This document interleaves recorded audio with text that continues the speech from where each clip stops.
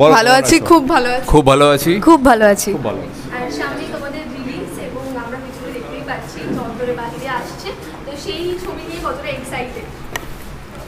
এটা আমার first movie যেটাতে আমি অ্যাজ এ লিড কাজ করেছি, সেকেন্ড লিডও বলা যায়, তো ডেফিনেটলি খুব এক্সাইটেড। ফার্স্ট টাইম সবার কাছে মানে ফার্স্ট ফিল্ম সবার কাছে খুব এক্সাইটমেন্টের, সেম আমার কাছেও সেটা।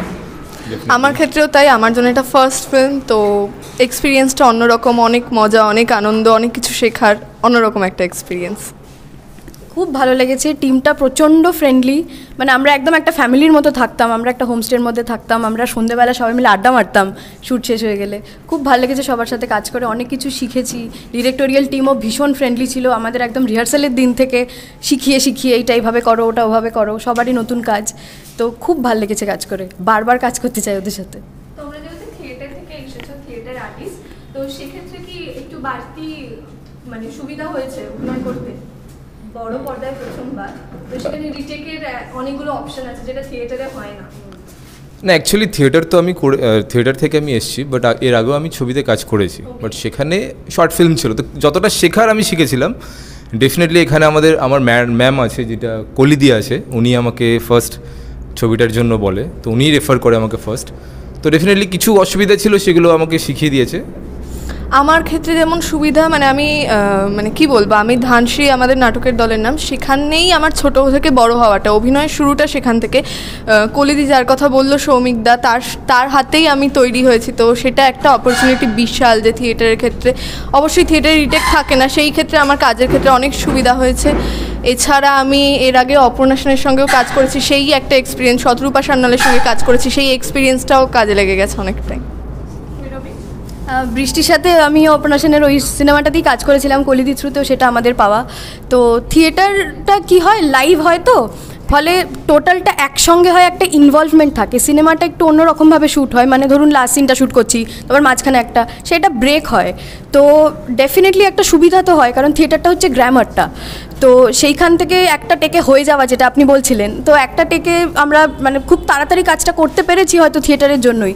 আর থিয়েটারের তো কোনো বিকল্প হয় না, থিয়েটার থেকে বারবার শেখা যায়, তো ডেফিনেটলি থিয়েটার সবসময় হেল্প করে।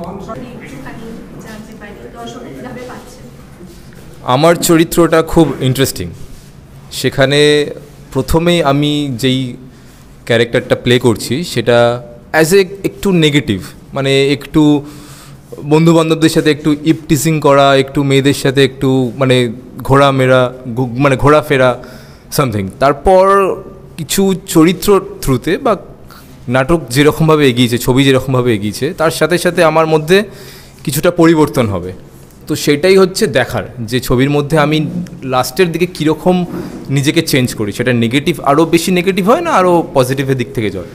তো এটাই হচ্ছে চরিত্রের মধ্যে একটা টুইস্ট আছে, যেটা পুরোটা ছবি দেখলেই আপনারা সকলে জানতে পারবেন। আমার সাথে হিরোইন কৈরবী পেয়ার আপ করেছে। বলো। আমার চরিত্রটা হচ্ছে খুব স্ট্রেট ফরওয়ার্ড একটা চরিত্র, মানে সে স্পষ্ট কথা স্পষ্টভাবে বলতে পছন্দ করে। চরিত্রটার নাম রূপালী, সে একটা মধ্যবিত্ত ফ্যামিলিতে বিলং করে, সে চাকরি পায়, একটা স্কুলের টিচার হিসেবে চাকরি পেয়ে সে অনেকটা দূরেই চাকরি করতে আসে। এবার তার থাকার একটা অসুবিধা হয়, কারণ সে ডেলি যাতায়াতটা করতে পারবে না, যেহেতু ডিস্টেন্সটা অনেকটা, তো তাই সে তার হেডমাস্টারকে বলে যে আমাকে একটা থাকার ব্যবস্থা করে দাও, এবং ঘটনাচক্রে ওনার বাবার বাড়িতে, যেটা হচ্ছে পঞ্চায়েত প্রধানের বাড়িতেই হেডমাস্টার থাকার ব্যবস্থা করে দেয়, এবং সেইখানে ওর সাথে আলাপ হয়, হিরোর সাথে, ধর্মার সাথে আলাপ হয়, এবং সেখানে ওদের কথাবার্তা হয়, বন্ধুত্ব হয়, সেখানে দুজনকে পছন্দ হয়। সেটা আবার পঞ্চায়েত প্রধানের একদমই পছন্দ না, যে ওদের মেলামেশাটা একদমই তারা পছন্দ করছে না, তো সেই জন্য বেশ কিছু সমস্যা ক্রিয়েট করে তারা দুজনের লাইফে ইন্ডিভিজুয়ালি। সেখান থেকে তারা বেরোতে পারছে কি না, কী সমস্যা ক্রিয়েট হচ্ছে, সেটা জানার জন্য তো মুভিটা দেখতে হবে।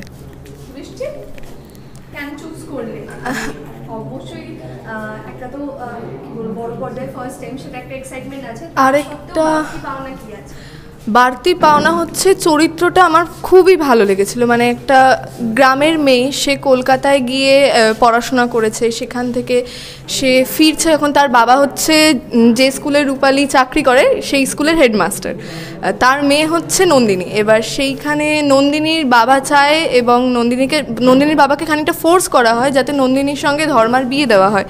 কিন্তু নন্দিনী মেয়েটা খুব অন্যভাবে মানুষ, এরকম ছেলে এরকম একটু ইভ টিজিং করছে বা এত বেশি মডার্নাইজ সে পছন্দ করছে না, সেইখান থেকে চরিত্রটা মানে খুব একটা সাবেকিপানা আছে চরিত্রটার মধ্যে, এটা আমার খুব ভালো লেগেছিলো। মানে একটা খুব আন্তরিক ভাব আছে চরিত্রটার মধ্যে, খুব নিজের মনে হয়। রূপলি মনে হয় একটা রূপলি বলছে সরি নন্দিনী মনে হয় যেন একটা ঘরের মেয়ে এরকম একটা চরিত্র।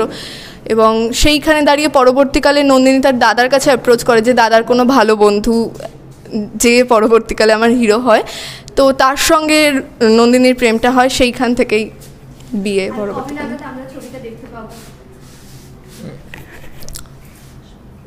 সেটা ডিরেক্টর টিম বেটার বলতে পারবে, প্রডিউসার ডিরেক্টর টিম।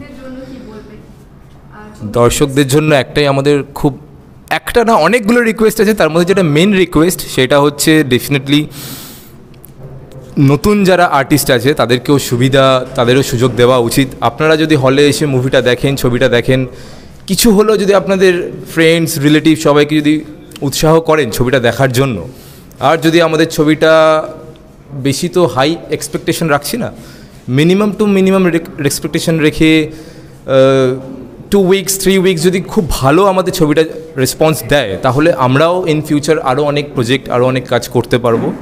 ইভেন আমাদের প্রডিউসার টিম, ডিরেক্টর টিম, তারা সবাই আরও ভালো এফোর্ট দিয়ে আরও বেটার কিছু আমরা করব। ডেফিনেটলি এখানে আমরা আমাদের 100% দিয়েছি। আপনারা যদি আমাদেরকে সাপোর্ট করেন তো ডেফিনেটলি নেক্সট টাইম আমরা আরও বেটার কিছু নিয়ে আসবো। তো এটাই আপনাদের সকলের কাছে রিকোয়েস্ট, হলে আসুন, ছবিটা দেখুন, ইভেন আপনাদের সকল ফ্রেন্ডদের, বন্ধুদের উৎসাহ দিন ছবিটা দেখার জন্য হলে এসে। মূলত প্রেমের গল্প, এখানে দুটো প্রেমের কাহিনীকে প্যারালালি চলছে একটা গ্রামের রাজনৈতিক সামাজিক প্রেক্ষাপটের ওপরে। এখানে দুটি শিক্ষিত মেয়ে, তারা এই সমকালীন সময়ে যেভাবে তারা প্রেমকে দেখছে সেই দৃষ্টিভঙ্গিটাকে আমরা আনার চেষ্টা করেছি। তাতে অনেক সময় দেখা যাচ্ছে যে তাদের অভিভাবকদের সঙ্গে প্রেম সম্পর্কিত, ভালোবাসা সম্পর্কিত চিন্তা ভাবনায় একটা বিরোধ ঘটছে। সেই বিরোধটা এতটাই তাদের উপরে মানসিক চাপ হয়ে যাচ্ছে যে তারা সেই জায়গা থেকে বেরোবার চেষ্টা করছেন, এবং সেই থেকেই অন্তরের ভেতরে তাদের যে ভাবনাটা রয়েছে সেই ভাবনাটাকে তারা বাইরে প্রকাশ করার পথ খুঁজছে। সেটাই আমাদের এই ছবির নামকরণের মূল কথা, অন্তরে বাহিরে। ব্যাকগ্রাউন্ড মিউজিকেও প্রচণ্ড কন্ট্রাস্ট, সুন্দর ব্যাকগ্রাউন্ড মিউজিক করার আমরা সুযোগ পেয়েছি। একটু যদি আমরা যদি সেই ছবির একটু যদি দু লাইন যদি আমরা দর্শকদের শুনি। লুকিয়েছিলে ঘরের মাঝে, something like that, that's the melody of the song. হ্যাঁ, কিন্তু কথাগুলো আবার হয়তো ভুল হলো, so you just listen to that, আপনারা সেটাকে রিলিজ করুন। আর আমার অনুরোধ, মিউজিক শুনে, ছবি দেখে আপনারা সবাইকে জানান, সবাই যেন হলে এসে সিনেমাটা দেখে।